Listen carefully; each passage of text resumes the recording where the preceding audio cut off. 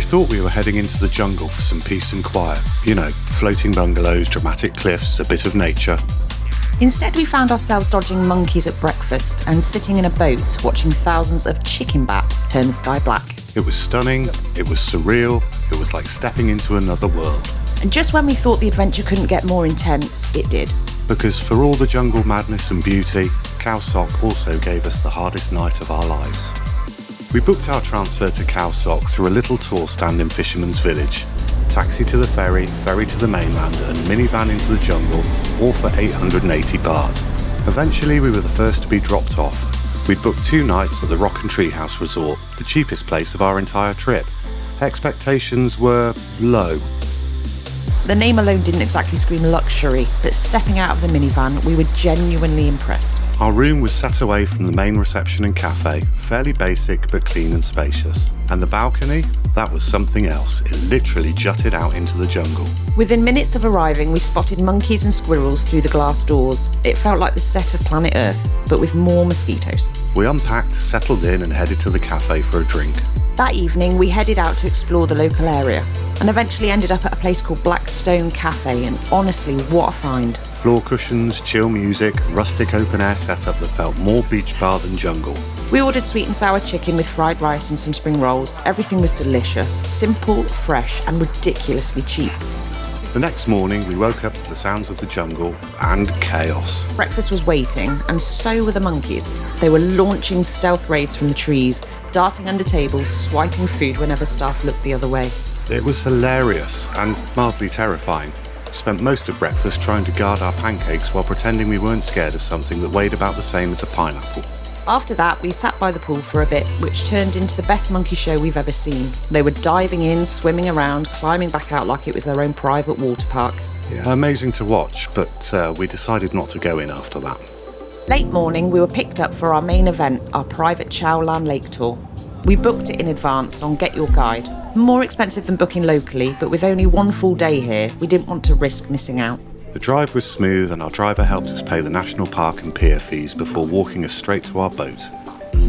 Going out for a tour of the lake in Khao Sok National Park. Our boat was waiting, longtail style, wooden and perfectly weathered. We had a captain, a guide and 4 hours to explore one of the most beautiful places we'd ever seen. Cheow Lan Lake didn't disappoint. Towering limestone cliffs, misty skies, emerald green water. It was like stepping into a dream. And here's the wild part. The lake's actually man-made. It was created in the 1980s when they built a huge dam, flooding a massive stretch of jungle. Now it's 185 square kilometres of flooded rainforest, jagged peaks, and water that goes over 100 metres deep. We cruised through the prehistoric-looking landscape, stopping at key viewpoints. One of them, the Three Sisters, looked like nature's own Instagram spot. After about 30 to 40 minutes on the lake, we stopped at Prai Raft House for a break. We had about an hour to chill, buy drinks, take in the views, and be attacked by wasps. It was a beautiful place and very chilled. Prices were higher than usual. We actually started to worry. So we've paid for a 4-hour tour where we're supposed to get an hour and a half on the water. We've been on the water an hour, just over. And they're saying we've got an hour here on the floating rafts, which should mean that we've finished the tour at 4. The tour's supposed to finish at 6:30. Since we'd skipped the visit to Diamond Cave due to my spider phobia, would this be our whole tour? Turns out, no. Our guide and captain had put together a completely new route just for us. I'm confused. We weren't supposed to be doing anything else.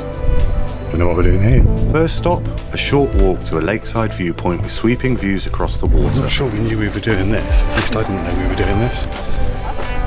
We're heading up to a viewpoint. Let's go see what we can see. There was a handmade tree swing, a small viewing platform, and a whole lot of wow. No words. I've got no words for how beautiful this is. Then we were taken to the hidden cove where we could swim. At the raft house, life jackets were mandatory, but here it was just us and the lake. Which sounds amazing, except Lauren has a bit of a thing about deep water. Come on, babe. In you go. I can't. You can't? No. Why? Fear. We had a whispered debate on the boat. She didn't want to swim, but also didn't want to seem rude. I feel bad. Then get in. I should get in and swim because you feel bad. Her solution? Send me in. Look, he'd regret it if he didn't. That was my argument, and I stuck to it. So I got in, and it was incredible. Warm water, total silence, and cliffs rising all around. This is the best way to see it. Honestly, swimming in here is mind-blowing. Right, Eventually I managed to persuade Lauren to join me. come on. And she did. For about 12 seconds. We thought that would be it, but no, one more stop. Especially for you, Dave. It's a rocky gash. Everybody loves a rocky gash. At a tiny inlet, the captain cut the engine. The guide pointed to a tree in the distance. We saw a few large birds circling above the tree, except they weren't birds, they were bats. Huge bats, the kind the locals call chicken bats. Our guide started making loud noises to try to wake them. Nothing. Then the captain revved the engine. And the sky exploded.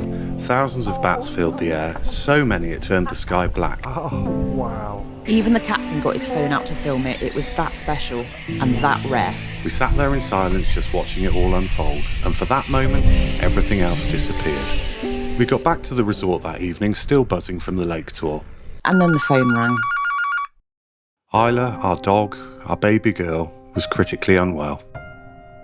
What followed was a blur of calls to the vet, to home, examinations, test results, and an absolutely awful prognosis.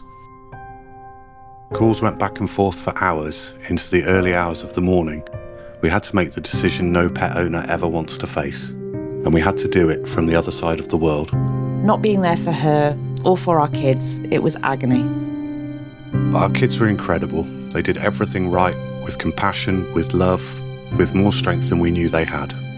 That night was the hardest of our lives, and even now it's hard to find the words. We didn't sleep, just lay there in the dark, heartbroken.